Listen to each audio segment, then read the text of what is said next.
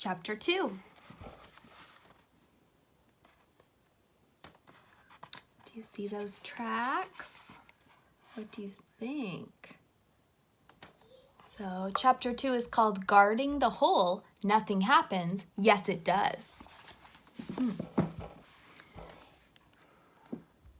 Detective Gordon actually could read tracks in the snow. He could see that a squirrel had made his way to the police station quite recently, maybe 3/4 of an hour ago. He could also tell that the squirrel had been nervous, running this way and that. The detective huffed and puffed his way through the snow. His breath came in clouds from his wide mouth. The track led to a tall pine tree with a hole in it, a small hole to crawl in through, and a large hole inside. The squirrel had gathered nuts all autumn and stored them there. He had been planning to eat them in winter, but many of the nuts had been stolen. Come and look, the agitated squirrel called from up in the hole. No, said the detective, I'm reluctant to climb trees. This may have been stolen, cried the squirrel, making wild gestures with his arms. Oh, said the detective, oh dear. In the snow on the ground below, the detective could see exactly what had happened when the squirrel discovered the theft. He had run back and forth, a little here, a little there, then here, then there again. Said the detective, bending down to inspect something. Is it tracks from the thief? Asked the squirrel. No, I think it is. Did you cry when you discovered the theft? The squirrel nodded in silence. It is a frozen tear, said the detective. Do you live in this hole? The squirrel shook his head. He lived in another tree. He had only been here to his pantry to count his nuts, just to be on the safe side. And how often do you count your nuts? The squirrel apparently counted them every Sunday.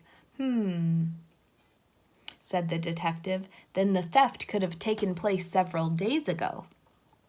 The thief, therefore, has an advantage, and the ground is covered in fresh snow, so there are no tracks from the thief. By the way, do you have many of these hidden pantries? The squirrel nodded. Many. Best you go home now so you don't freeze. I'll keep watch. Rest assured, dear squirrel. The squirrel went off through the snow. Then he came back to return the handkerchief he had borrowed.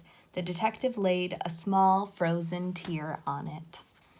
The squirrel scurried off again. The detective sat down in the snow and watched. He looked at the hole. With his eyes fixed on it, he began to think. Squirrels are a little scatterbrained, he thought. They forget things, and you can't always rely on what they say, but this one is probably telling the truth. Someone had really stolen a lot of his nuts, and the thief had also stolen others' nuts. Recent complaints had been received from a woodpecker, a field mouse, and a jay. The detective had written all the complaints down on paper and stamped them. Their stories weren't all confused and vague and incomplete. A major thief was clearly at work, plundering this forest, and it was up to Detective Gordon to catch it. But all he could do for the moment was to keep his eyes strictly on the hole. It was a shame he was the only policeman at the station. The snow kept falling, and he thought about tea and cakes. He stared crossly at the hole. Detective Gordon never looked crossly at anyone, but it didn't hurt to be cross with a hole. To pass the time, he thought more about cakes and very hot tea. The snow went falling, covering the detective in white powder. He tried to look sternly and commandingly at the hole. It didn't help. The hole was giving nothing away. The detective thought about warm fire and his paper with important notes on it. Afterwards, he would write in his report, "Watched the hole, nothing happened." The detective hated sitting in the snow watching. Worst of all, his arms and legs were almost frozen solid. Now he had completely disappeared under the snow. And he fell asleep. He woke with a little shudder. He heard a noise from the hole, and his eyes flew open. He stared at the hole. Was his patient surveillance about to pay off? Was he about to catch the thief? Something appeared in the hole. What was it?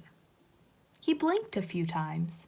A mouse, a little mouse, and the little mouse had a nut in its arms. Ha, he thought, here we have a significant thief, and the significant thief is a little mouse. Stop in the name of the law, called the detective in an icy voice. Yes, his voice was icy. The entire Detective Gordon was ice cold. The little mouse hopped lightly onto the ground and began to scamper away as fast as it could. I'll catch you, said Detective Gordon. That was when he discovered he had frozen solid. And that's the end of Chapter 2. Chapter 3 will continue Detective Gordon's time in the snow, and we'll find out more. This one is called Interrogation of the Subject. That's when he's going to ask questions of someone. So please join me next time if you want to find out what happens with the nuts and the mystery in Detective Gordon. Thanks for joining me, friends. Bye.